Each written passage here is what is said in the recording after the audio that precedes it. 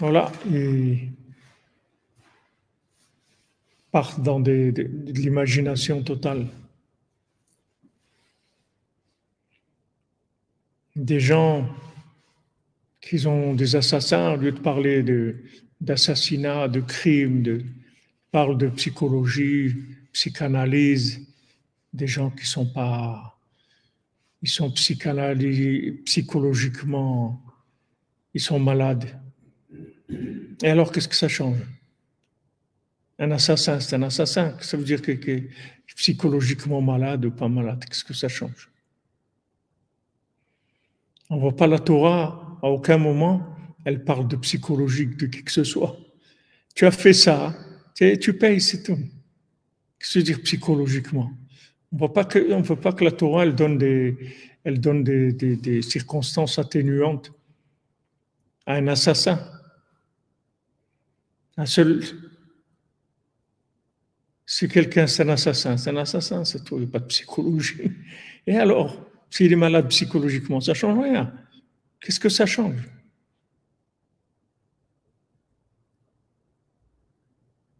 Ça change quoi? Il faut bien qu'il soit quelque chose. Un assassin, c'est déjà un malade. Quelqu'un qui est un assassin, il est malade. Quelqu'un qui tue les gens, c'est qu'il est fou, il est malade. Donc on sait qu'il est malade. Tu viens nous apprendre quoi? Non, il ne faut pas employer ces termes de parler d'assassin, de choses. Ça risque de fausser les choses. Et après, le pouvoir, il est complètement faussé. Tout est faussé. Parce que les termes, ils sont pas, les termes qu'il faut, ils ne sont pas employés. Les choses ne sont pas à leur place. Parce que dès que ça tire trop vers le bas ou trop vers le haut, ça devient faux.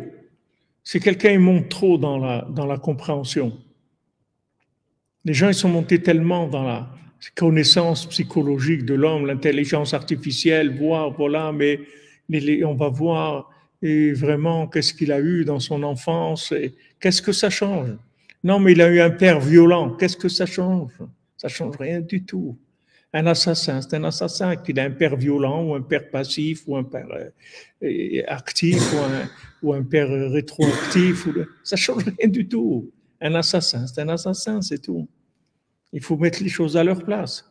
Mais pourquoi les gens ils arrivent à une folie pareille? Parce que il n'y a pas de, ils ont dépassé complètement avec leur connaissance. Ils ont dépassé complètement la réalité de la vie. Ils vivent dans des films de connaissance. Donc c'est plus adapté du tout à la vie. Il n'y a plus de solution à la vie. Ils ne peuvent pas gérer les solutions.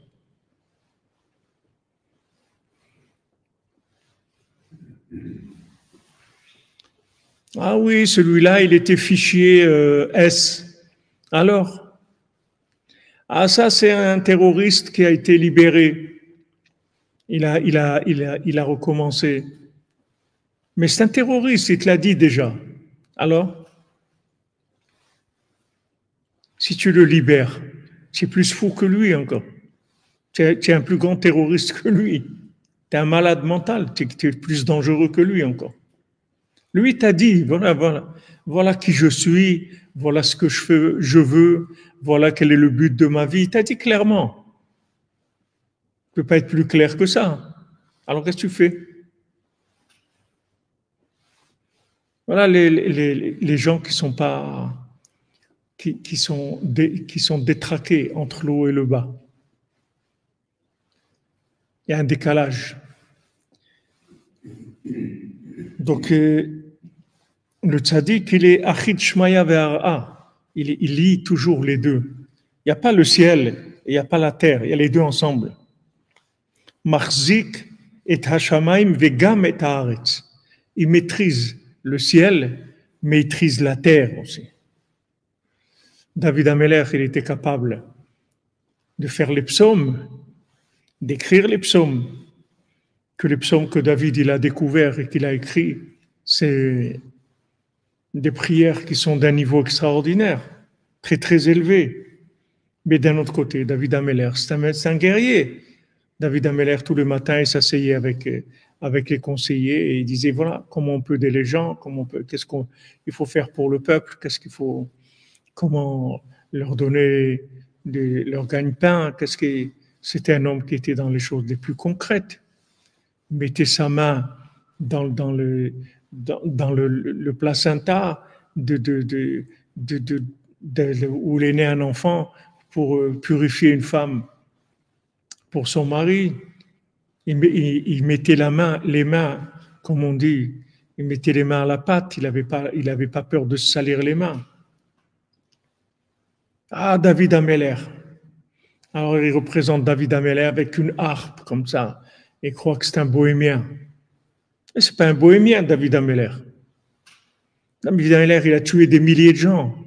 C'est pas un bohémien. Seulement, il a les deux.